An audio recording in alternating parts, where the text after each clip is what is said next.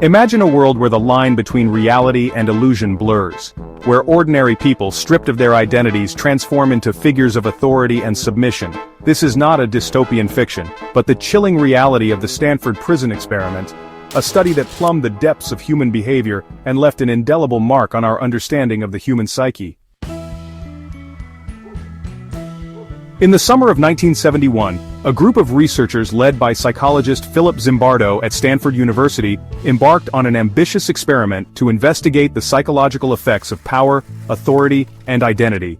They created a mock prison in the basement of the university's psychology building, complete with cells, a solitary confinement room, and a designated space for guards.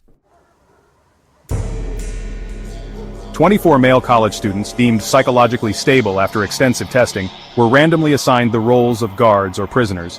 The guards, outfitted in khaki uniforms and reflective sunglasses, were instructed to maintain order and discipline within the prison, while the prisoners, dressed in humiliating smocks and stocking caps, were stripped of their names and referred to only by their assigned numbers.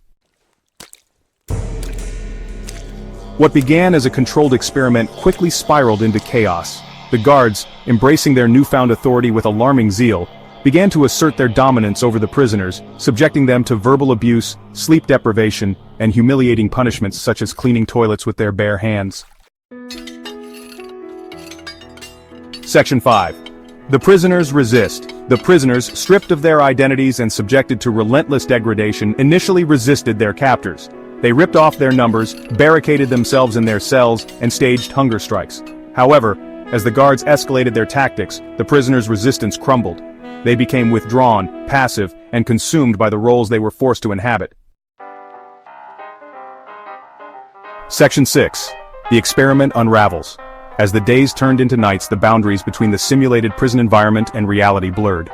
The guards, drunk with power, devised increasingly cruel and sadistic punishments, while the prisoners, their spirits broken, retreated further into themselves, exhibiting signs of extreme stress, depression, and emotional breakdowns. Section 7. The ethics of the experiment.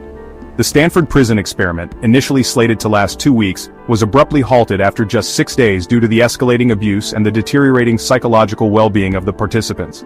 The experiment raised profound ethical questions about the nature of power, the fragility of human identity, and the responsibility of researchers to protect the well-being of their subjects. Section 8. The legacy of the experiment. The Stanford prison experiment stands as a stark reminder of the dark side of human nature and the ease with which ordinary individuals can succumb to the corrupting influence of power. It serves as a cautionary tale about the dangers of unchecked authority and the importance of safeguarding human dignity, even in the name of scientific inquiry.